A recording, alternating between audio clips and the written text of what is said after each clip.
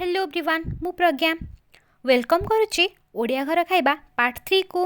आज हेउची घरे रहिबार लास्ट दिन तो घरे छुट्टी रे आसिकी किछि काम हो कि न हो आग माँ माने भल भल रोसई करिकी छुआ मान को खुएकी 3 केजी न बढ़ेले शांति नहीं। ब्रेकफास्ट कौन करिछि आपण माने तो देखिले। तो लंच रे आज पूरा हेवी खाइबा जेमती गोटे दिन रे सबु एका बेले खाइकी पळेबी खाइकी तो मु पूरा उठी भी पारु नथिली।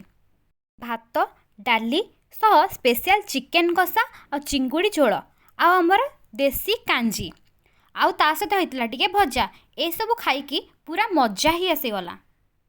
आउ घर को जाइछ माने पिठा न खाइकी घर आसी परिबो सेटा तो केबे भी हबनी। आमर इवनिंग स्नैक्स रे हेतला मक्का पोड़ा आ सुजी काकरा पिठा आ आमर बरा। सुजी काकरा भितर जो नड़िया पोरटा होता सेटा तो आहुरी टेस्टी लगुला। देन आमर डिनर रे हेतला चकुली पिठा आ चिकेन झोल आमर हेतला आलू झोल। तो मो वीडियो टी को लाइक शेयर एंड सब्सक्राइब कर दिंतु।